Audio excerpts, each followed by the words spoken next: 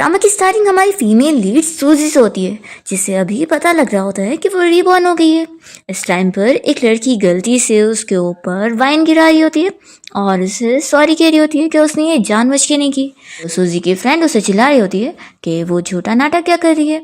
यहाँ पर सूजी को फिर पता लग रहा होता है कि वो रीबॉर्न हो चुकी है। उस टाइम पर जब सारी ट्रेजेडी स्टार्ट हुई थी, उसे ये मालूम लगता है कि असल में ये एक नॉवेल है जिसके अंदर के वो लोग कैरेक्टर्स हैं, और जिस लड़की ने अभी उसके ऊपर वाइन गिराई है वही असल में इस नॉवेल की फीमेल लीड शाओ है। सूजी सोच रही होती है कि अब जाकर उसे पता लग रहा है कि शाओ को वो क्यों नहीं हरा पाई थी, क्योंकि आखिर वो फीमेल लीड है। पूरी स्टोरी उसी के अराउंड रिवॉल्व कर रही है। सूजी यहाँ पर शाओ के फैमिली बैकग्राउंड के बारे में सोच रही होती है कि उसका फैमिली बैकग्राउंड अच्छा नहीं है और वो गरीब भी है, इसलिए उसने अपनी मेहनत से इतने बड़े अच्छे कॉलेज में अपने अच्छे मार्क्स के दम पर एडमिशन ली थी। और फिर नॉवेल का मेन लीड जो कि इसका क्लासमेट होगा वो बाद में इसे लाइक करने लग जाएगा। तभी नॉवेल के मेन लीड जियांग की यहाँ पर एंट्री होती है और यहाँ पर सूजी उसे देखकर सोच रही होती है कि ये जियांग एक बहुत ही अमीर और एरोगेंट लड़का है, जिसकी पहले से एक ऑलरेडी फियांसी है जो कि उसके बराबर रिच फैमिली की है, पर उसे बाद में ये गरीब लड़की शाओ पसंद आ जाने वाली है, क्योंकि आफ्टर ऑल वो फीमेल लीड जो है, और दोनों के बीच में एक वंडरफुल लव स्टोरी स्टार्ट हो जाने वाली है। लेकिन सूजी यहाँ अपसेट होती है कि आखिर मैं क्यों इतनी अनलकी निकली कि इसकी वो फियांसी मैं हूँ, जो कि बस इन दोनों की लव स्टोरी के बीच की स्टेपिंग स्टोन हूँ, और ये मेल लीड बाद में आगे चल के मुझे फीमेल लीड को प्रोवोक करने के लिए बर्बाद कर देगा और मेरी फैमिली को ही बैंकरप्ट कर देगा, जिसके बाद फिर मैं एक गरीबी लाइफ जीऊंगी, इतनी गरीब के मेरे पास ठीक से खाने के भी पैसे नहीं होंगे, और फिर एक दिन गैस लीक होने की वजह से मेरी मौत हो जाएगी। अब यही सारी स्टोरी याद करके सूजी को तो गुस्सा आ रहा होता है कि वो बस इस नॉवेल की साइड कैरेक्टर है। वो सोचती है कि सारी बुरी चीज़ें उसके साथ होना आज ही से स्टार्ट हुई थी। एक्चुअली में अभी शाओ की गलती की वजह से इसके ऊपर वाइन गिर गई और सूजी की ड्रेस खराब हो गई, तो इसलिए जियांग यहाँ पर आकर अभी शाओ की साइड लेने वाला है और सूजी को चिल्लाने वाला है, और तभी से ही तो ये शाओ उसके और पीछे पड़ जाने वाली है और वो इसे लाइक करने लगने वाला है। इसलिए सूजी तो डिसाइड करी होती है कि अब वो अपना कुछ भी खराब नहीं होने देगी। तब यहाँ पर जियांग उसे कहने लग जाता है कि आखिर इतनी छोटी बात पर तुम हमारी क्लासमेट को क्यों परेशान कर रही हो। सूजी यहाँ पर कह देती है कि मैं इसके लिए कोई डिफिकल्टी नहीं क्रिएट कर रही हूँ, इसने मेरी ड्रेस खराब कर रही है तो मैं उसका कंपेंसेशन मांग रही हूँ। तो शाओ कह देती है कि मैं तुम्हें कंपेंसेट करने के लिए तैयार हूँ, बताओ इस ड्रेस के कितने पैसे।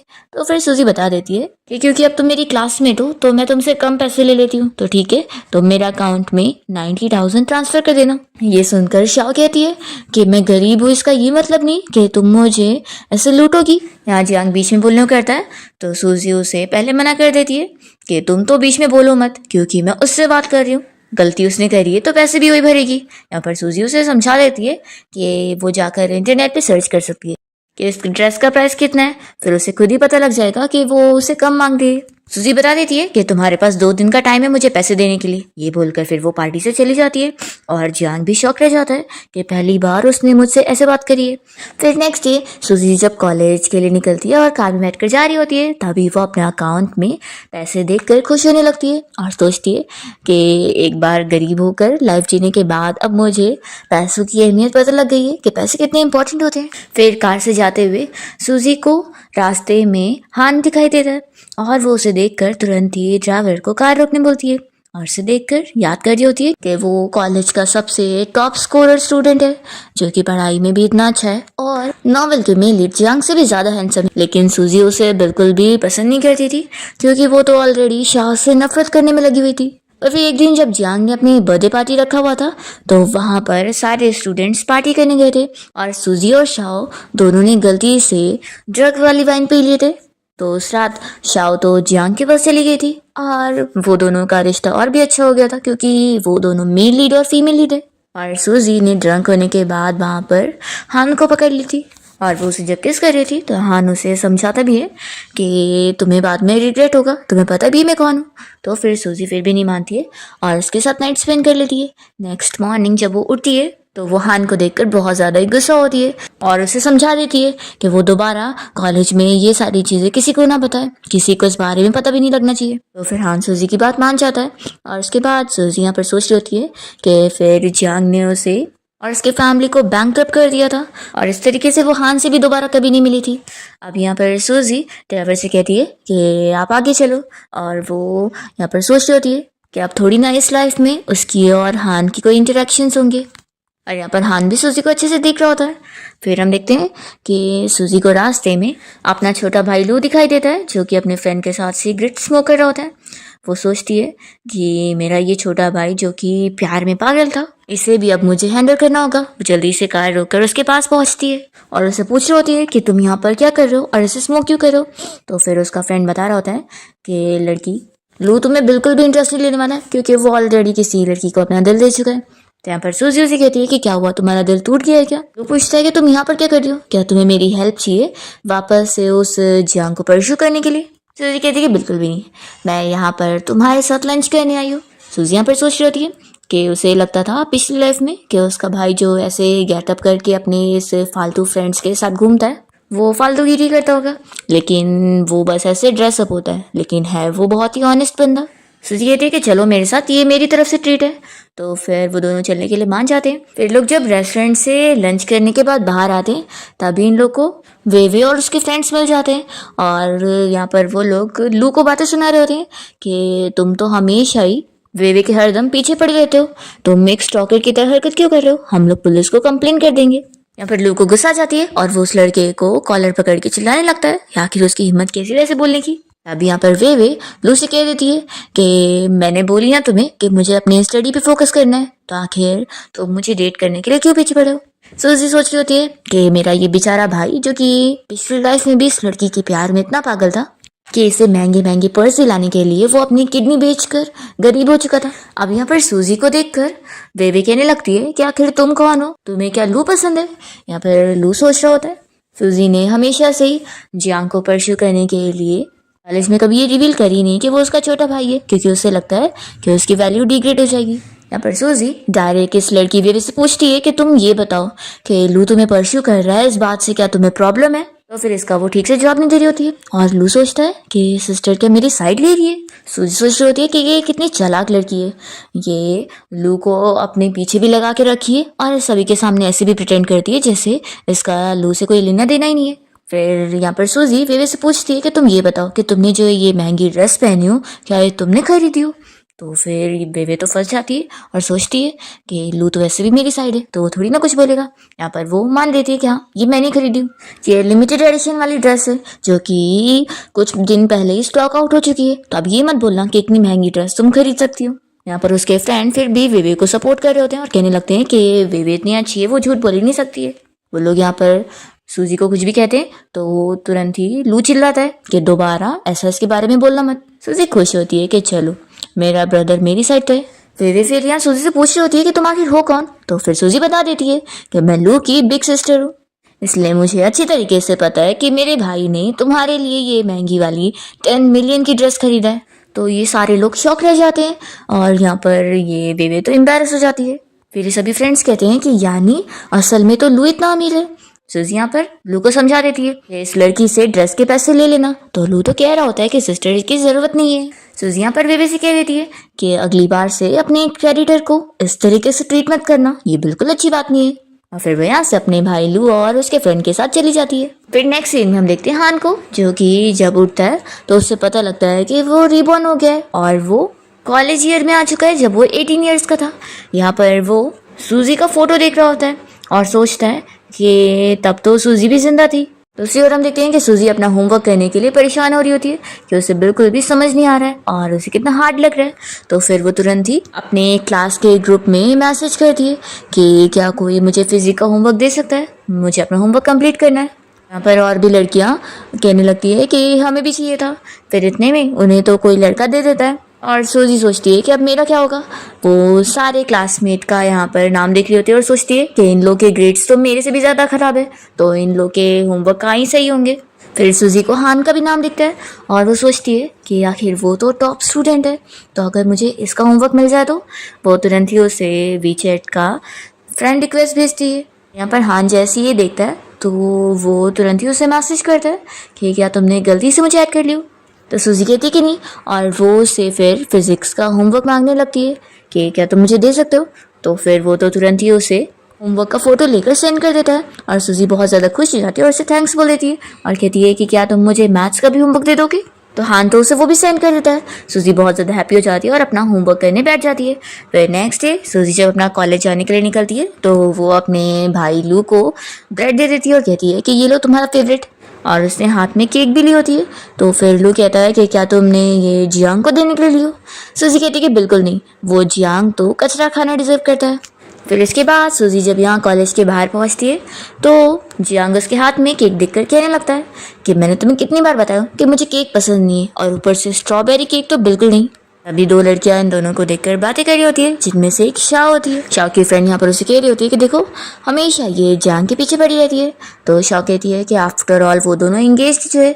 तो इसकी फ्रेंड कहती है कि मुझे तो लगता है कि तुम ज़्यादा ब्यूटीफुल हो, जियांग के साथ तुम्हारी जोड़ी होनी चाहिए, उसके नहीं। बिहान भी यहीं से गुजर रहा होता है और उसे भी लगता है कि सूजी जियांग के लिए केक लेकर आई है। वो तो अपना चला जाता है। तभी यहाँ पर सूजी सोच रही होती है कि मैंने पहले आखिर नोटिस क्यों नहीं करी थी कि ये जियांग कितना ज़्यादा शेमलेस है।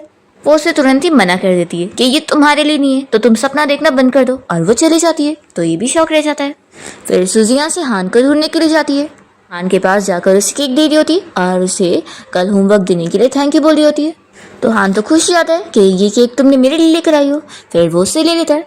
तो सूजी कहती है कि तुम सच में बहुत अच्छे हो। और फिर हान तो यहाँ अपनी क्लास में आने के बाद सूजी के दिए हुए केक को देखकर खुश हो रहा होता है।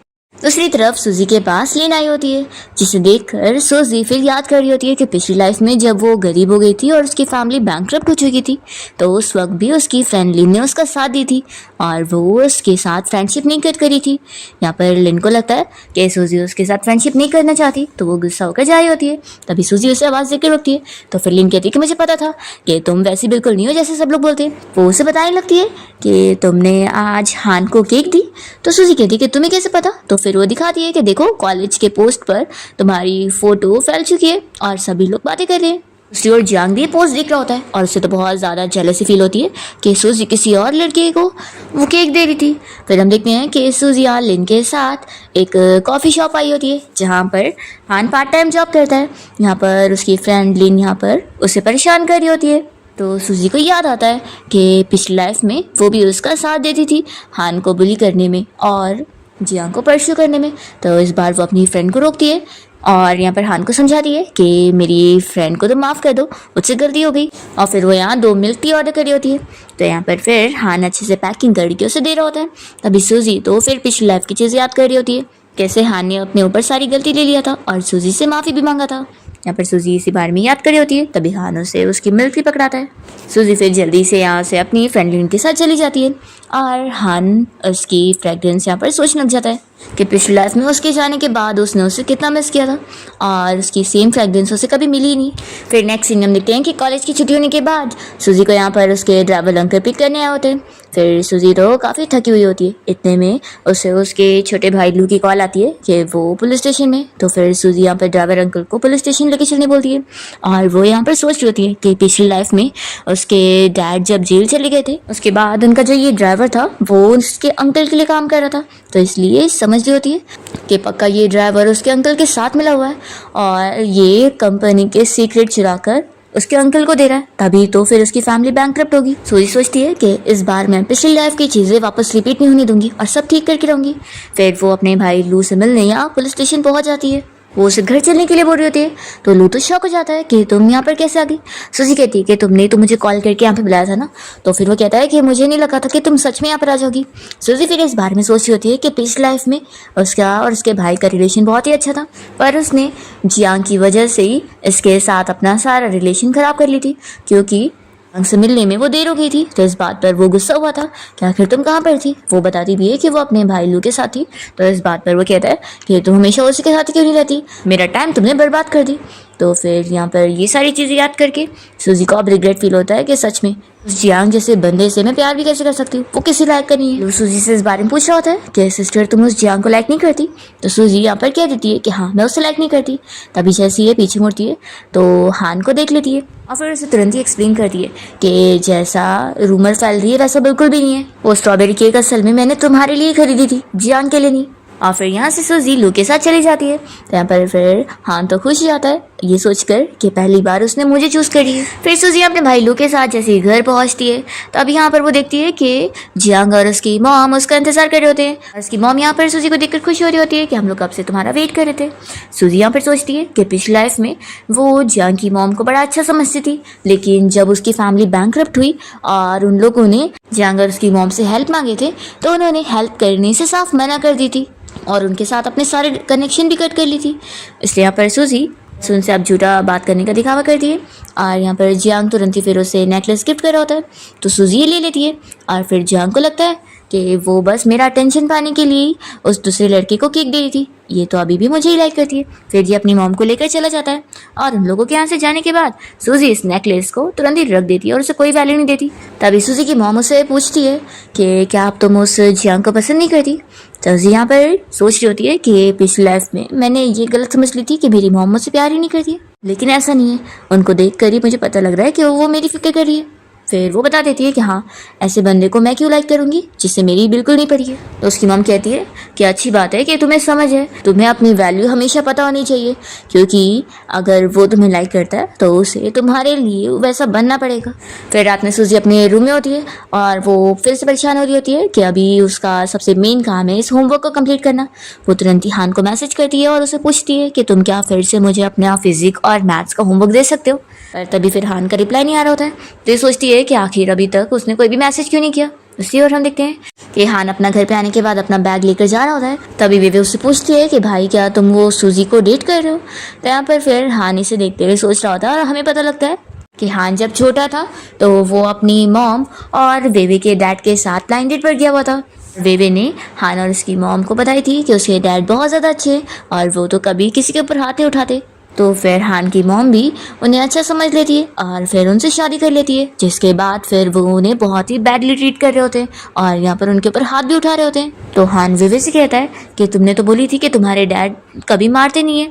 तो फिर वो कहती है कि अगर मैं सच बता देती तो फिर मुझे मॉम नहीं मिलती। और फिर कैसे एक दिन हान की मॉम की मौत हो जाती है और उस दिन भी विवे को कोई फ़र्क नहीं पड़ता और वो बस उसे अपनी एंगेजमेंट का कार्ड पकड़ाते हुए उसे इनवाइट कर रही होती है। तो फिर वो उसे चिल्लाता है कि वो कितनी ज़्यादा शेमलेस है कि उसकी मॉम के फ्यूनरल वाले दिन वो एंगेजमेंट सेरेमनी रख रही है। अब यही सब याद करके हान को यहाँ पर इस विवे के ऊपर गुस्सा आ रहा होता है कि वो कैसे उसकी मॉम की मरने की जिम्मेदार है। हान बहुत ही गुस्से में इस विवे को देखते हुए उससे पूछता है कि तुम मुझसे ऐसे सवाल क्यों कर रही हो। तो वो कहती है कि मैं ऐसे ही पूछ रही थी। तो वो समझा देता है कि दोबारा मुझसे ऐसे सवाल करने ही मत, और फिर अपना स्टडी करने के लिए चला जाता है। फिर जैसे यहाँ पर हान अपना फ़ोन चार्जिंग पे लगाता है तो वो सूजी का मैसेज देखते के साथ ही उसे अपना होमवर्क का फोटो सेंड कर देता है। सूजी फिर उसे थैंक यू बोल देती है और अपना होमवर्क करने में लग जाती है। फिर सूजी अपना होमवर्क कंप्लीट करके खुश हो रही होती है और सोच रही होती है कि पिछली लाइफ में जब वो जियांग से होमवर्क मांग रही थी तो वो बहुत ही एरोगेंटली बिहेव करता था, पर हान तो कितना ज़्यादा अच्छा है, वो एक ही बार में उसे पूरा अपना होमवर्क दे देता है, जबकि वो तो टॉप स्टूडेंट है। सूजी को अब रिग्रेट फील होता है कि सच में इतने अच्छे लड़के के साथ मैं पिछली लाइफ में उसे परेशान कैसे कर सकती थी। तभी इतने में जियांग से मैसेज करता है कि क्या तुम्हें होमवर्क चाहिए। तो सूजी तो उसे मना कर देती है कि इसकी ज़रूरत नहीं और फिर वो तो मज़े में अपना गेम खेल रही होती है। दूसरी तरफ जियांग को तो बहुत ज़्यादा गुस्सा आता है कि उसने मुझे कोई रिप्लाई नहीं करी। फिर इतने में इससे शाओ का मैसेज आता है और वो पूछ रही होती है कि सूजी ने मुझसे पूरे 90,000 मांगी थी उस ड्रेस के, लेकिन मेरे पास बिल्कुल भी पैसे नहीं देने के लिए, तो मैं क्या करूँ। तो फिर ये से मैसेज करता है कि फिक्र मत करो, वो बहुत ही चाइल्डिश टाइप की है और वो कोई रियल में तुमसे पैसे नहीं मांग रही है। नेक्स्ट डे जियांग और शाओ दोनों यहाँ क्लास में आते हैं और देखते हैं कि सूजी यहाँ पर उसकी सीट पर बैठी होती है। फिर ये देखकर जियांग सोच रहा होता है कि वो वापस से मेरा अटेंशन पाने के लिए सब कर रही है। यहाँ पर शाओ आकर कहने लगती है कि तुम हटो कि यहाँ पर ये मेरी सीट है। तो सूजी कहती है कि कितना बड़ा कोइंसिडेंस है, मैं यहाँ पर तुम्हारा इंतजार कर रही थी। तो फिर शाओ कहने लगती है कि हम लोग के बीच में कोई इतना अच्छा कनेक्शन नहीं है जो तुम मेरा इंतजार कर रही हो। फिर जियांग भी कहने लग जाता है कि तुम अमीर फैमिली से हो, इसका ये मतलब नहीं है कि तुम गरीब स्टूडेंट को बुली करोगी। सूजी कहती है कि तुम बड़ी इसकी साइड ले रहे हो, क्या तुम इसके बॉयफ्रेंड हो। तो इस बात पर वो गुस्सा होने लग जाता है कि तुम कैसी बातें कर रही हो। सूजी वापस से रिपीट करती है तो फिर वो कहता है कि ऑफ कोर्स मैं नहीं हूँ। सूजी कहती है कि जब तुम इस लड़की के बॉयफ्रेंड नहीं हो तो फिर मेरे और इसके बीच के मैटर में क्यों बोल रहे हो। तो यहाँ पर फिर उसका मुंह बंद हो जाता है और शाओ कहने लगती है कि मुझे पता है कि तुम मुझे डिसलाइक करती हो, लेकिन इसका ये मतलब नहीं कि तुम दूसरे इनोसेंट लोगों को भी मेरी वजह से टारगेट करो। सूजी कहती है कि ठीक है, मैं सिर्फ तुम्हें टारगेट करती हूँ। ये बताओ 2 दिन पूरे हो चुके हैं तो तुम मेरे 90,000 कब दोगी। जियांग शॉक होकर कहता है कि तुम्हें सच में इसे 90,000 चाहिए। सुजी कहती है कि ऑफ कोर्स चाहिए, सिर्फ 9,000 की बात नहीं है। हाँ लेकिन अगर तुम्हें इसकी जगह पे करने का मन कर रहा हो तो ठीक है, तुम ही दे दो। तो फिर जियांग पे करने के लिए मान जाता है। सुजी कहती है कि सच में तुम बहुत ही कमाल के हो। वो कहती है कि ठीक है, फिर मैं बाद में कार्ड लेने आ जाऊंगी। सुजी की फ्रेंड लिन यहाँ पर खुश हो रही होती है कि सच में मेरी बेस्ट फ्रेंड तो कितनी आउटस्टैंडिंग है। फिर रात में सुजी जब अपना स्टडी करने बैठती है तो हान उसे सामने से मैसेज करता है कि आज तुम्हें होमवर्क चाहिए। तो फिर सुजी कहती है कि आज नहीं चाहिए। तो फिर वो पूछता है कि क्या तुम अब किसी और का होमवर्क देख रही हो। तो वो बताती है कि ऐसी बात भी नहीं है, असल में मैं सोच रही हूँ कि कब तक मैं रोज़ होमवर्क कॉपी करती रहूँगी, इसलिए आज मैं अपनी खुद की मेहनत से होमवर्क करने वाली हूँ, क्योंकि ऐसे थोड़ी ना फिर मैं एग्जाम में चीट करूँगी। तो फिर वो खुश होता है और कहता है कि फिर तो गुड लक है, तुम अच्छे से करो। सूजी अपना रात भर होमवर्क करने में लग जाती है। नेक्स्ट डे तो फिर वो क्लास में ही सो रही होती है, तभी यहाँ पर हान उसे बुलाने आया होता है कि टीचर ने उसे ऑफिस में बुलाया है। तो फिर लिन कहती है कि क्लास रिप्रेजेंटेटिव तुम बताओगे कि आखिर सूजी को क्यों बुलाया गया है। तो फिर वो बता देता है कि असल में जो होमवर्क था उसके आंसर्स टीचर को पसंद नहीं आए होंगे। तो लिन कहती है कि सूजी तुमने किसका होमवर्क कॉपी कर लिया इस बार। तो सूजी बताती है कि मैंने खुद का ही लिखी हूँ। फिर हान को स्माइल करता हुआ देखकर सूजी उसे कहती है कि तुम हंस रहे हो। तो फिर वो कहता है कि बिल्कुल नहीं, और वो हंस ही जा रहा होता है। फिर यार टीचर के पास आकर सूजी उनसे डांट सुनती है और टीचर पनिशमेंट के तौर पे ये कहते हैं कि वो इतनी मेहनत से उन लोगों को पढ़ाते हैं, तो फिर अब से वो लोग एक दूसरे को टीच करने की प्रैक्टिस भी करेंगे। फिर कॉलेज से छुट्टी होने के बाद जब सूजी बाहर आती है तो यहाँ पर उसका भाई लू उसे पिक करने आया होता है। तभी इतने में लू को उसके फ्रेंड की कॉल आती है और वो उसे बताता है कि उसके डैड की मिस्ट्रेस फिर उनके घर के बाहर आ गई है उन्हें परेशान करने के लिए। तो ये सुनते के साथ ही लू यहाँ से तुरंत ही इलेक्ट्रिक वाली बाइक पे बैठकर जा रहा होता है। तो सूजी कहती है कि मैं कैसे चलूँगी। तो फिर वो बताता है कि तुम भी वो दूसरी वाली बाइक पे बैठकर आ जाओ। फिर इतने में हान भी यहाँ पर अपनी साइकिल से जाने के लिए निकलता है और सूजी उसे पूछने लगती है कि आखिर इसे चलाते कैसे हैं। तो फिर हान उसे थोड़ा बहुत बता देता है। सूजी फिर चलाकर जा रही होती है, तभी वो हान से पूछती है कि तुम इतना तेज़ क्यों साइकिल चला रहे हो। तो वो हंस रहा होता है कि अच्छा मैं तेज़ चला रहा हूँ। फिर इतने में सूजी को देखने मिलता है कि एक बंदा तो उससे भी आगे निकल जाता है और उसे पता लगता है कि वो खुद इतना ज़्यादा स्लो चला रही है। फिर वो तो एम्बेरस हो जाती है। इसके बाद वो हान के साथ वहीं पर पहुंचती है जहां पर उसका भाई अपने फ्रेंड के घर के बाहर आया होता है, जहां पर बहुत सारे लोगों की भीड़ लगी होती है। जी यहाँ पर हान को जाते हुए देखकर कहती है कि तुम मेरे साथ यहाँ पर क्यों आ गए। तो फिर वो बताता है कि असल में मेरा घर यहीं पर ही है। वो जाते जाते सूजी से कह के जाता है कि याद रखना, सर ने कहा है कि अब तुम्हें मुझे अपनी मैथ्स की प्रॉब्लम में साथ में टीचिंग में हेल्प करना होगा। सूजी अपने भाई के पास खड़े होकर ये सब देख रही होती है। तभी इतने में इस मिस्ट्रेस का बेटा यहाँ पर आ जाता है और वो उसे उठा के यहाँ से लेके जाता है। सूजी फिर उस लड़के को देखकर अपने भाई लू से कहने लगती है कि वो लड़का बिल्कुल तुम्हारी तरह दिखता है। तो लू खुश होकर कहता है कि आखिर मैं हैंडसम हूँ तो सारे हैंडसम लोग मेरी तरह दिखते हैं। सूजी सोचती है कि क्या पता ये बस कोइंसिडेंस होगा कि वो लड़का भी सेम मेरे भाई की तरह ही दिखता है। फिर नेक्स्ट सीन में हम देखते हैं कि सूजी अपनी फ्रेंड के साथ लंच करने के लिए रेस्टोरेंट में गई होती है एंड तभी यहाँ पर दोनों को ही खाना बहुत ज़्यादा तीखा लगता है। तो सूजी तुरंत ही फिर मिल्क ऑर्डर करने जाती है। यहाँ पर हान ही काम कर रहा होता है और वो तुरंत ही मिल्क देते हुए उससे पूछता है कि तुम रो क्यों रही हो। तो सूजी कहती है कि असल में खाना बहुत तीखा था इसलिए आँख में आंसू आ गए। फिर वो हान को देखते हुए वापस से पिछली लाइफ की चीज़ें याद करी होती है और उससे पूछती है कि क्या तुम्हें पैसों की कमी है। तो फिर वो बताता है कि हाँ, इसलिए ही वो यहाँ पार्ट टाइम जॉब कर रहे हैं और वो सोच रहा होता है कि इस वजह से ही वो पिछली लाइफ में कभी उसे कन्फेस कर ही नहीं पाया क्योंकि वो उसे कभी अपने बराबर समझता ही नहीं है। यहाँ पर सूजी उसे कहती है कि मेरे पास तुम्हारे लिए एक हाई पेइंग जॉब है और वो है मुझे ट्यूटर करना। तो बताओ क्या तुम मैथ्स की स्टडी में मेरी हेल्प करना चाहोगे, मैं इसके लिए तुम्हें पे करूँगी। तो फिर हान बताता है कि वो असल में सिर्फ वीकेंड पर ही फ्री रहता है। तो फिर सूजी मान जाती है कि ठीक है।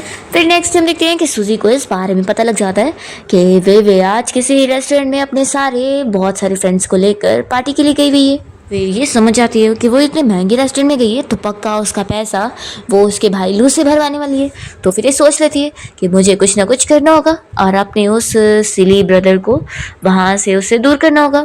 फिर ये लू को लेकर अम्यूजमेंट पार्क गई होती है और वहाँ पर अलग अलग झूले झूल कर एंजॉय करी होती है। तो फिर लू खुश होता है कि तुम्हें अम्यूजमेंट पार्क में आकर इतना अच्छा लगता है। सूजी यहाँ पर लूसी कहती है कि तुम मुझे अपना फ़ोन दे दो, देखो यहाँ पर बहुत सारे चोर घूमते, क्या पता किसी ने चुरा लिया तो मैं पर्स में रख लूँगी।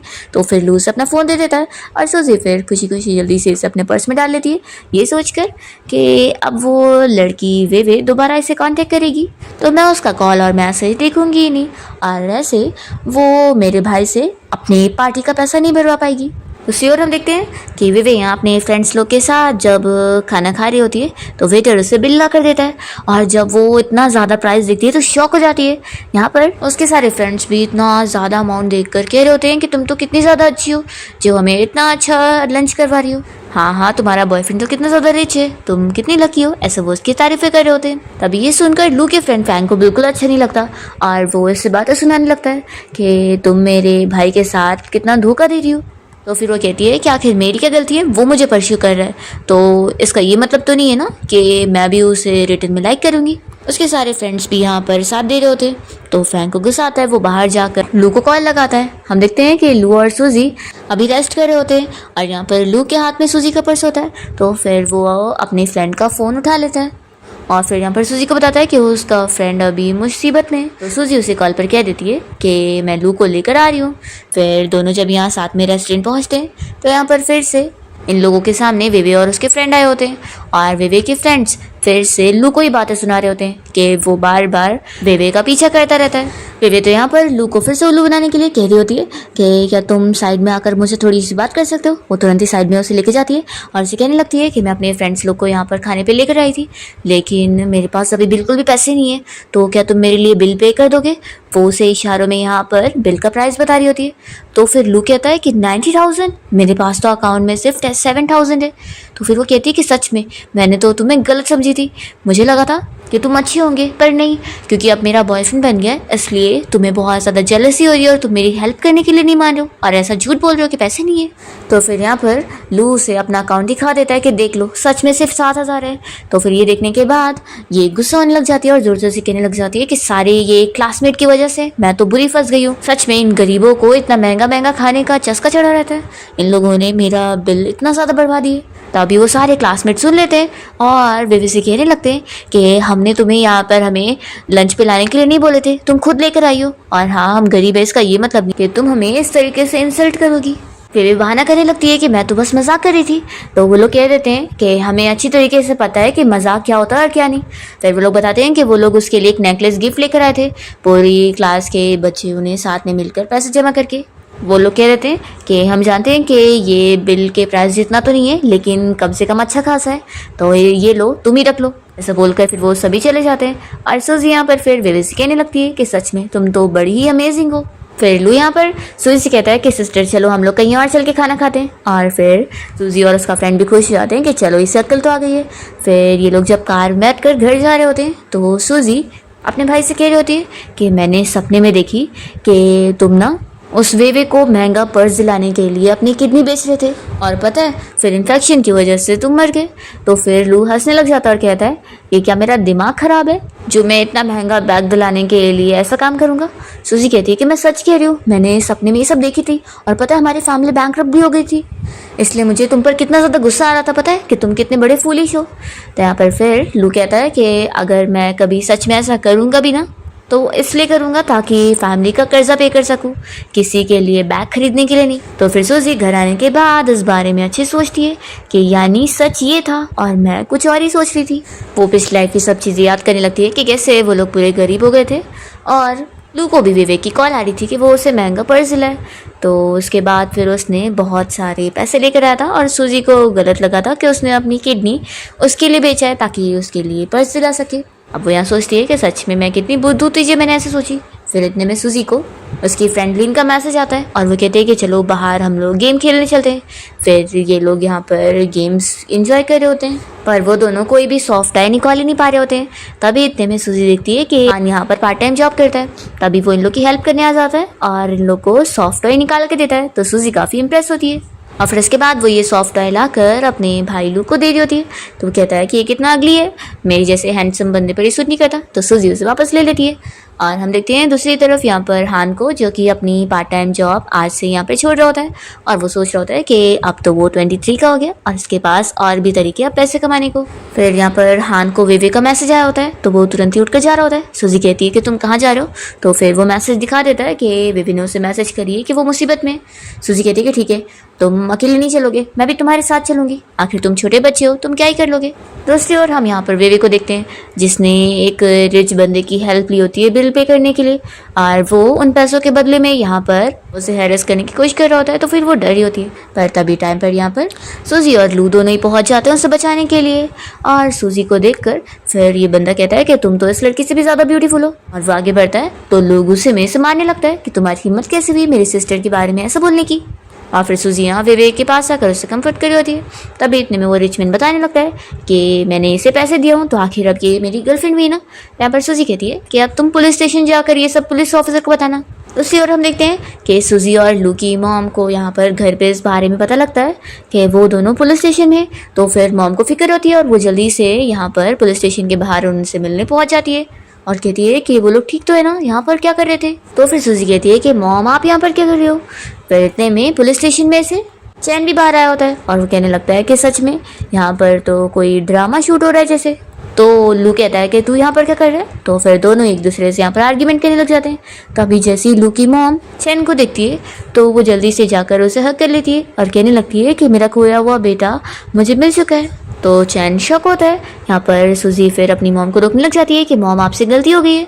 तो फिर उसकी मॉम कहती है कि मुझसे कोई गलती नहीं हुई है, आखिर मेरे बच्चे को मैं कैसे नहीं पहचानूंगी। चैन बताता है कि मेरे पास पहले से ही मॉम है। फिर इतने में उसकी वो फेक मॉम वहाँ पर पहुँच जाती है और चिल्लाने लगती है कि तुम लोग मेरे बच्चे को बुली कर रहे हो। तो फिर सूजी और लू की मॉम बताती है कि वो मेरा बेटा है। तो यहाँ पर फिर लेडी कहने लगती है कि मेरे पास अपने बेटे का बर्थ सर्टिफिकेट सब कुछ है, वो मेरा बेटा है, तुम लोग उसे मुझसे छीन नहीं सकते हो। और वो फिर यहाँ से चैन को लेकर चली जाती है। तभी सूजी इस बारे में अपने भाई लू से डिस्कस करती है कि तुम उस चैन का डीएनए सैंपल लेकर डीएनए टेस्ट के लिए भेज देना। फिर इतने में मॉम इन दोनों को बताती है कि उन दोनों का सच में एक छोटा भाई था जो कि खो गया है। फिर सूजी यहाँ पर हान के साथ स्टडी कर रही होती है और इसी बारे में सोच रही होती है कि पिछली लाइफ में भी उसके भाई की वजह से शायद उसकी मॉम परेशान रहती थी और यही वो रीज़न था। फिर इतने में हान कहता है कि तुम क्या सोच रही हो। वो पूछता है कि कहीं तुम जियांग के बारे में तो नहीं सोचती हो। सूजी कहती है कि तुम ये क्या बोल रहे हो, आखिर मैं उसके बारे में क्यों सोचूंगी। तो फिर वो कहता है कि तुम उसे लाइक करती हो ना। सूजी ये चीज़ क्लियर करती है कि बिल्कुल भी नहीं, अब मेरी आंखें ठीक हो चुकी है और दिमाग भी। वो पूछती है कि वैसे तुम तो टॉप स्टूडेंट हो ना, मुझे नहीं पता था कि तुम्हें भी गॉसिपिंग करने का शौक होगा। तो फिर वो कहता है कि मैं तो बस इसलिए पूछ रहा था क्योंकि अब हम दोनों साथ में स्टडी कर रहे हैं तो फिर पक्का उस जियांग को जेलसी हो रही होगी ना। सूजी कहती है कि आखिर इसमें गलत क्या है, हम अगर साथ में बैठ के स्टडी कर रहे हैं तो उसे इससे क्या प्रॉब्लम होगी। तो फिर वो बताता है कि वो असल में मुझे डिसलाइक करता है इसलिए। तो सूजी कहती है कि ये उसका खुद का प्रॉब्लम हुआ, और वैसे भी तुम उससे कई गुना ज़्यादा अच्छे हो, उससे कई गुना ज़्यादा हैंडसम भी और अच्छे भी। हान पूछता है कि क्या सच में तुम तो पहली हो जो मेरी तारीफें कर रही हो। मेरे पास कोई फ्रेंड्स नहीं है और ना मैं अपनी फैमिली से भी इतना ज़्यादा क्लोज हूँ। सूजी कहती है कि ठीक है, फिर मैं आगे भी तुम्हें कॉम्प्लीमेंट देती रहूँगी। फिर वो पूछता है कि वैसे तुम सोच क्या रही थी। सूजी बताती है कि मैं सोच रही थी कि मैं स्पोर्ट्स में पार्टिसिपेट करूँ कि नहीं। फिर नेक्स्ट डे सूजी यहाँ ग्राउंड में गई होती है और हान को टेनिस खेलते हुए देखकर पूछती है कि तुमने भी टेनिस में पार्टिसिपेट करो। वो बताती है कि असल में मैं रेफरी हूँ, तब मैं तुम लोगों को जज करने वाली हूँ। तभी यहाँ पर जियांग अपने फ्रेंड्स के साथ आया होता है और उसका फ्रेंड कहने लगता है कि तभी तो मैं सोची हूँ कि वो सूजी आजकल तेरे आसपास क्यों नहीं घूमती है, क्योंकि उसने ऑलरेडी एक नया लड़का ढूंढ लिया है। तो जियांग कहता है कि मुझे कोई फ़र्क नहीं पड़ता और वो जाते हुए यहाँ से हान को पुश करते हुए जाता है। तो फिर सूजी उसे कहती है कि तुम ठीक हो। तो फिर हान भी यहाँ पे दर्द में होने की एक्टिंग करता है और कहता है कि वो पक्का मुझे डिसलाइक करता है इसलिए ऐसा करके गया। सूजी कह रही है कि तुम इतने बुरे नहीं हो और इसलिए अपने बारे में ऐसा मत सोचो, गलती उसकी है। फिर वो यहाँ पर जियांग को बुलाती है और उसे चिल्लाती है कि उसने ऐसे कैसे हान को पुश किया। तो यहाँ पर जियांग मानने को तैयार नहीं होता और कह देता है कि आखिर इस गरीब लड़के को मैं क्यों पुश करूंगा, इससे मेरा क्या लेना देना है। तो फिर सूजी कह देती है कि एक्टिंग करना बंद करो, मैं अच्छे से जानती हूँ, तो तुमने ये जानबूझ के किया, ये खुद एडमिट कर लो। और मैं तुम्हें बता दूं कि हान मेरा पर्सन है, इसलिए दोबारा उसे बुली मत करना, नहीं तो तुम्हारे साथ अच्छा नहीं होगा। ऐसा बोलकर वो यहाँ से हान का हाथ पकड़ के उसे अपने साथ लेकर जाती है और जियांग बस देखता रह जाता है कि इसे क्या हो गया। फिर जब सूजी और हान यहाँ से बाहर आ जाते हैं तो हान इस बारे में पूछता है कि वो आखिर उसकी इतनी साइड क्यों ले रही है। तो फिर वो कहती है कि क्योंकि मुझे पता है कि तुम अच्छे हो और तुम तो कितना अच्छे से मुझे पढ़ाती भी हो।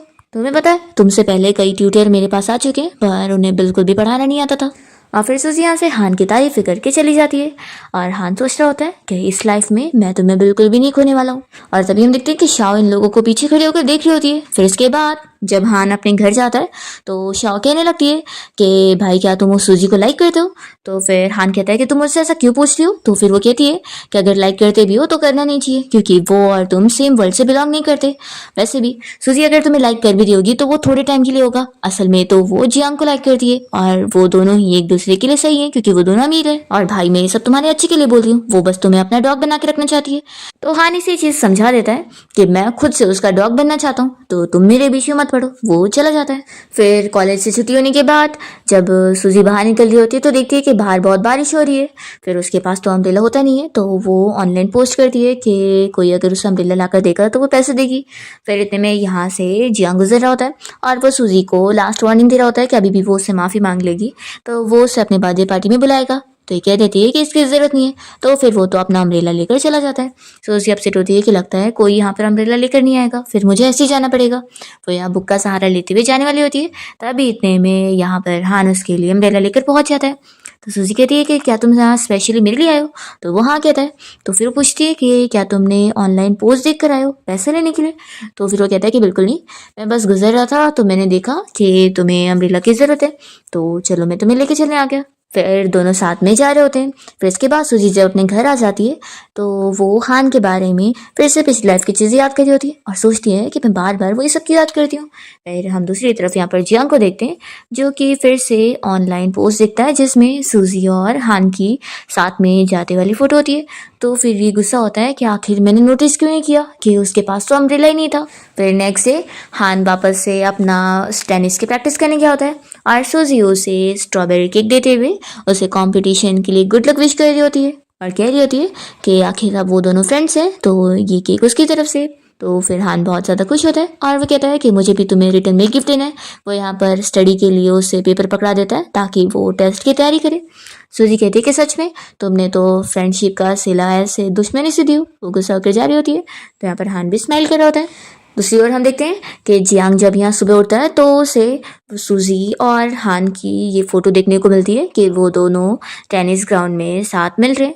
तो यहाँ पर इसे गुस्सा आती है और ये तुरंत ही सूजी को मैसेज करता है कि तुम मुझे चीट कर रही हो, देखो अगर तुम ऐसी हरकतें करोगी ना तो फिर मैं तुम्हारे साथ अपनी मैरिज तोड़ लूँगा। सूजी यहाँ पर उसे ये मैसेज कर देती है कि ये तो कुछ भी नहीं है, मैं एक नहीं बल्कि तुम्हें 10 बार चीट करूंगी और मुझे तुमसे शादी नहीं करनी है। फिर यहाँ पर जियांग गुस्सा होता है और तुरंत ही उसे वॉइस नोट भेजता है कि अगर तुमने मुझे चीट करी तो बिल्कुल अच्छा नहीं होगा। सूजी यहाँ पर इस वॉइस नोट को सुनने के लिए जैसे चालू करती है तो गलती से उसका फ़ोन यहाँ पर स्पीकर से कनेक्टेड होता है और सारे लोग ये सब सुन लेते हैं। सूजी बहुत ही एम्बेरस फील करती है और सोचती है कि ये मैंने क्या कर दी। वो यहाँ से जल्दी से भाग लेती है और फिर यहाँ सूजी दूर आने के बाद यहाँ पर अपसेट हो रही होती है। फिर इतने में उसकी फ्रेंड लिन उसे कॉल करके तुरंत ही क्लास में आने के लिए बोलती है और बताती है कि यहाँ पर जियांग और हान दोनों एक दूसरे से फाइट कर रहे हैं, जल्दी पहुंचो। तो सूजी सोचती है कि ये क्या, हान आखिर उस जियांग से कैसे फाइट कर सकता है, वो छोटा सा बच्चा है, आखिर वो उससे फाइट कैसे कर पाएगा। हम देखते हैं कि यहाँ पर जियांग तो हान से वो स्ट्रॉबेरी केक छीनने में लगा होता है और हान यहाँ पर उसे लेने की कोशिश कर रहा होता है। तो फिर वो केक पूरा नीचे गिर जाता है। तभी सूजी यहाँ पहुँचती है और कहती है कि फाइटिंग करना बंद करो। तो हान कहता है कि सॉरी, मैंने तुम्हारा दिया हुआ स्ट्रॉबेरी केक नहीं बचा पाया। और फिर जियांग तो यहाँ पर हान को चिल्ला रहा होता है कि तुम आखिर झूठ क्या बोल रहे हो। तो लिन भी इसे कहने लगती है कि झूठ तो तुम बोल रहे हो। यहाँ पर सूजी भी फिर हान की साइड लेते हुए जियांग को चिल्ला रही होती है और उसे कि माफ़ी मांगने के लिए बोल देती है। तो फिर वो कहता है कि तुम एक आउटसाइडर को मुझे माफ़ी मांगने के लिए बोल रही हो। तभी यहाँ पर हान सूजी का हाथ छोड़ देता है। तो सूजी कहती है कि छोड़ क्या रहे हो, पकड़े रहो। और वो यहाँ पर हान की साइड लेते हुए जियांग को चिल्लाने लगती है। तो जियांग कहता है कि तुम्हें क्या सच में मेरी कोई नहीं पड़ी है। तो सूजी उससे ये चीज़ क्लियर करती है कि हाँ सुन लो, मैं तुम्हें बिल्कुल लाइक नहीं करती और तुम किसी भी चीज़ के लायक नहीं हो, ना केक के ना कोई चीज़ के, इसलिए अब इस केक के पैसे तुम मुझे ट्रांसफर कर देना। और वो हान से कहती है कि चलो मैं तुम्हें दूसरा दिलाती हूँ और वो उसे हाथ पकड़ के लेके जाती है। जियांग पीछे पीछे जाता है और सूजी को चिल्लाने लगता है कि तुम उसके साथ कैसे घूम सकती हो, हम दोनों एंगेज्ड है। तो सूजी फिर उसे कह देती है कि मैं अगर तुम्हें चीट करूंगी तो फिर। तो वो कहता है कि मेरे पेरेंट्स तुम्हें ये सब करने के लिए अलाउ नहीं करेंगे। सूजी कहती है कि तुम्हें क्या लगता है कि तुम मेरे पेरेंट्स को बोलकर मुझे रोक सकते हो, बिल्कुल नहीं। जियांग कहता है कि तुम ऐसे कैसे कर सकती हो, तुम तो मुझे पहले कितना लाइक करा करती थी ना। तो सूजी तो उसे कह देती है कि अब मैं बिल्कुल नहीं करती और वो बस सोच रही होती है कि पिछली लाइफ में कैसे उसने कभी ट्रस्ट किया ही नहीं और वो हमेशा सिर्फ शाओ की साइड रहता था। इसलिए यही सब सोचकर वो यहाँ पर इसे हमेशा के लिए भूल चुकी होती है और यहाँ से चली जाती है। यहाँ पर हान इसे कह देता है कि तुम्हें तो उसे चेरिश करना नहीं आया ना, तो मैं उसे चेरिश कर लूंगा। और फिर हान भी यहाँ से सूजी के साथ चला जाता है और वो सोच रहा होता है कि इस लाइफ में मैं तुम्हारा साथ नहीं छोड़ने वाला हूँ। फिर जियांग को तो और गुस्सा आ रही होती है। फिर सूजी और हान यहाँ से जाने के बाद एक जगह पर साथ बैठते और हान कह रहा होता है कि तुम्हें अगर मुझे थैंक्स ही करना है तो मुझे केक देने की ज़रूरत नहीं है, क्यों ना तुम मुझे कोई और गिफ्ट दे दो, मुझे एक हक चाहिए। तो सूजी उसे हक करने के लिए मान जाती है। जैसे ही उसे हक करती है तो हान बे फिर उसे अच्छे से टाइटली हक कर रहा होता है और उसे बताता है कि कल हम दोनों लाइब्रेरी में चल के स्टडी करेंगे। सूजी सोचती है कि सच में अब तो उसे अच्छी वाली स्टूडेंट बनने के लिए फोर्स करके ही रहेगा। फिर नेक्स्ट डे सूजी अपनी फ्रेंड लिन को भी यहाँ लाइब्रेरी में लेकर आई होती है और ये लोग हान के साथ मिलकर स्टडी करने में लगे होते हैं। यहाँ पर सूजी का तो स्टडी में बिल्कुल मन नहीं लग रहा होता है और उसे बहुत ही हार्ड लग रहा होता है। तो यहाँ पर फिर हान उसे देखकर स्माइल करे जा रहा होता है। सूजी उसे कहती है फिर कि तुम आखिर अपना होमवर्क करने के बजाय मुझे क्यों देखे जा रहे हो, क्या मैं बहुत ही गुड लुकिंग लग रही हूँ? तो फिर हान कहता है कि हाँ तुम बहुत ही गुड लुकिंग हो ही। सूजी उसे थैंक यू बोलती है और वापस अपना लिखने बैठ जाती है और हान सोच रहा होता है कि सिर्फ गुड लुकिंग नहीं तुम बहुत अच्छी भी हो। तब यहाँ पर इन दोनों को देखकर लिन सोच रही होती है कि इन दोनों के बीच में तो यहाँ पर दिन के उजाले में ही लव शुरू हो चुका है। हान सोचता है कि मैं तो बस ये इमेजिनेशन में जीना चाहता हूँ कि सूजी मुझे लाइक करती है, उस जियांग को नहीं। फिर सूजी और लिन तो यहाँ स्टडी करके थक जाते हैं और कहते हैं कि क्यों ना आप चले यहाँ से। तो हान कहता है कि तुम लोग जाओ, मैं बस 1 घंटा और स्टडी करूँगा। तो फिर दोनों लड़कियाँ अपना खुश होकर चली जाती है। फिर सूजी और लिन डिसाइड करते हैं कि चलो एक अच्छे से रेस्टोरेंट में खाना खाते हैं। तभी ये लोग जब रेस्टोरेंट में आते हैं तो देखते हैं कि यहाँ पर फाइटिंग चल रही होती है और यहाँ पर कुछ गुंडे लोग एक लड़के को परेशान कर रहे होते हैं जो कि कोई और नहीं सूजी का छोटा भाई चैन होता है। सूजी चैन को देखकर सोचती है कि क्या पता वो सच में उसका खोया हुआ छोटा भाई हो सकता है, इसलिए वो यहाँ पर उसकी हेल्प करने आ जाती है और रेस्टोरेंट के बॉस को ऑर्डर देती होती है कि उससे नूडल्स खाने। तो यहाँ पर फिर चैन कहने लगता है कि तुम्हें दिख नहीं रहा है कि यहाँ पर फाइटिंग चल रही है। तो सूजी कहती है कि तुम लोग फाइट क्यों कर रहे हो। तो फिर यहाँ पर जो गुंडा होता है वो सूजी को देखकर सोच रहा होता है कि ये लड़की का ऑरा कितना ज़्यादा स्ट्रांग है। फिर सूजी को पता लग जाता है कि असल में इन गुंडों ने चैन से उसका पैसा ले लिए और वो इन लोगों से रिटर्न मांग रहा है, तो फिर वो लोग दे नहीं रहे। तो सूजी चैन से कहती है कि आखिर इन लोगों ने तुम्हारे कितने पैसे लिए। तो फिर वो इशारे करके बता रहा होता है। सूजी कहती है कि क्या 2 लाख। तो फिर वो कहता है कि नहीं 20,000। तो वो मन में सोच रहा होता है कि सच में ये लड़की बहुत ही रिच फैमिली से बिलोंग करती है, अभी तो 2 लाख को ये इतना इजीली बोल रही है। फिर यहाँ पर सूजी उन गुंडों को धमकी दे रही होती है कि वो लोग इसी वक्त ही चैन को उसके 20,000 वापस कर दे, नहीं तो अच्छा नहीं होगा। तो फिर वो लोग हंसने लग जाते हैं और कहते हैं कि हम कुछ भी वापस नहीं करने वाले, तुम कुछ भी कर लो। और फिर वो गुंडे यहाँ पर हंसकर चले जा रहे होते हैं। तो अभी यहाँ पर चैन कह रहा होता है कि तुम उन्हें ऐसे ही जाने दे रही हो। तभी इतने में सूजी के गार्ड्स उन सारे गुंडों को पकड़ के वापस लेकर आते हैं और सूजी फिर कहती है कि आप भी पैसे रिटर्न करो। तो फिर वो लोग डर के मारे पूरे 20,000 यहाँ पर चैन को ट्रांसफर कर देते हैं और यहाँ से फिर डर के मारे भाग जाते हैं। चैन सूजी को थैंक्स बोलता है कि उसने उसकी हेल्प कर दी और फिर चैन भी यहाँ से चला जाता है। तभी सूजी की फ्रेंड लिन उसकी तारीफ करती है और कहती है कि अब मैं सब समझ गई हूँ, तुम्हें ज़रूर ये हैंडसम लड़का पसंद है ना। देखो मैंने तुम्हारा फोटो अब कॉलेज के पेज पे भी डाल दिया और सारे लोग अब यही बातें कर रहे हैं कि तुम दोनों की जोड़ी तो और अच्छी लग रही है। सूजी फिर इस बारे में कुछ भी एक्सप्लेन नहीं करती है और नेक्स्ट डे फिर वो क्लास में देख रही होती है कि उसकी और चैन के बारे में भी अब रूमर्स फैल रही है। तभी इतने में इसके पास हान आके बैठता है और वो अपसेट होता है। तो सूजी उसे पूछती है कि क्या हुआ है। हान कहता है कि मुझे लगता है कि मैं बहुत ज़्यादा ही ख़राब हूँ, तभी तो तुम भी मुझे कोई अपना खास फ्रेंड नहीं समझती होंगी। और वो मन में सोच रहा होता है कि उसके पास तो और भी कई सारे लोग हैं जिनके ऊपर उसका टेंशन है। सूजी कहती है कि तुम ऐसा मत सोचो, तुम सच ही मेरे अच्छे फ्रेंड हो। हान कह रहा होता है कि फिर तो मैं बहुत ज़्यादा खुश हूँ कि मेरे पास पहली इतनी अच्छी फ्रेंड है। सूजी कहती है कि तुम अपसेट मत हो, देखना फ्यूचर में तुम्हारे और भी अच्छे फ्रेंड्स होंगे। तो हान फिर खुश हो रहा होता है और इतने में जियांग जैसी क्लास में आता है तो वो फिर से इन दोनों को साथ देखकर अपना गुस्से में जाके बैठ जाता है। सूजी सोचती है कि मुझे अब इससे कोई फर्क ही नहीं पड़ता, वो चाहे गुस्सा हो या कुछ भी हो। फिर सूजी हान से कहती है कि चलो अब मैं भी चलती हूँ। उसने कल जो चैन का बॉटल रेस्टोरेंट से लेकर आ गई थी वो अपनी मेट को दे देती है ताकि उसे डीएनए टेस्ट के लिए भेज दिया जाए। फिर सूजी पिछली लाइफ की चीज़ें याद कर रही होती है कि उसके मॉम और डैड कितने ज़्यादा परेशान थे और उसके डैड भी कंपनी के काम में भी ध्यान नहीं दे पा रहे थे। तो वो अब समझ रही होती है कि वो सब इसलिए क्योंकि उसके छोटे भाई की वजह से। एक सीन में हम देखते हैं कि चैन यहाँ हॉस्पिटल में बीमार होता है और तभी वही मेड यहाँ हॉस्पिटल में जब डीएनए टेस्ट के लिए आई होती है तो वो चैन को देख लेती है और सूजी को कॉल करके बता देती है अभी डीएनए टेस्ट सैंपल आए तो नहीं है, लेकिन उस लड़के को उसने यहाँ हॉस्पिटल में देखिए उसे अभी बहुत ज़्यादा फीवर है। तो सूजी जो कि अपनी फैमिली के साथ यहाँ पे डिनर कर रही थी, वो बीच में उठ जाती है और कहती है कि मुझे जाना होगा, मेरा फ्रेंड बीमार है, तो मैं उसे हॉस्पिटल में देखने जा रही हूँ। तो यहाँ पर फिर उसकी मॉम भी समझ जाती है कि वो चैन की बात कर रही है। तो फिर वो कहती है कि क्या वो ये लास्ट टाइम वाला फ्रेंड है? तो सूजी हाँ बोलती है। तो मॉम भी फिर उसके साथ निकल जाती है देखने के लिए। फिर ये लोग यहाँ साथ में हॉस्पिटल पहुँचते हैं चैन को देखने के लिए, पर चैन की वो फेक मॉम इन लोग को अंदर नहीं आने दे रही होती है। तभी चैन कहता है कि मॉम उन्हें आने दो, वो मेरे अच्छे फ्रेंड्स हैं, लास्ट टाइम उन्होंने मेरी हेल्प भी किए थे। तो यहाँ पर फिर सूजी की मॉम कहती है कि देखा बच्चा भी हमें अंदर आने के लिए दे रहा है, तो प्लीज़ हमें चैन से मिलने दे दो। तो भी ये लेडी नहीं मान रही होती और कहने लगती है कि लास्ट टाइम भी तुम मेरे बेटे को मुझसे छीनना चाहती थी, मैं तुम्हें अंदर नहीं जाने दूंगी। तो चैन अपनी इस फेक मॉम को रोक रहा होता है कि वैसा ना करे, पर वो नहीं सुन रही होती है। तभी यहाँ पर चैन अपना इंजेक्शन निकाल कर उठ जाता है और उसके हाथ में से खून भी आ रहा होता है, पर वो उसकी केयर नहीं करता। यहाँ पर इतने में फिर सूजी के घर की वो मेड आ जाती है DNA टेस्ट सैंपल लेकर और बताने लगती है, जिसे देखने के बाद फिर सूजी और उसके भाई और उसकी मॉम तीनों को यहाँ पर कंफर्म वाला पता चल जाता है कि चैन ही असल में उनका छोटा भाई है। और फिर लुइस लेडी को चिल्ला रहा होता है कि तुम अब झूठ बोलना बंद करो, देख लो ये DNA टेस्ट रिपोर्ट, ये मेरा भाई है।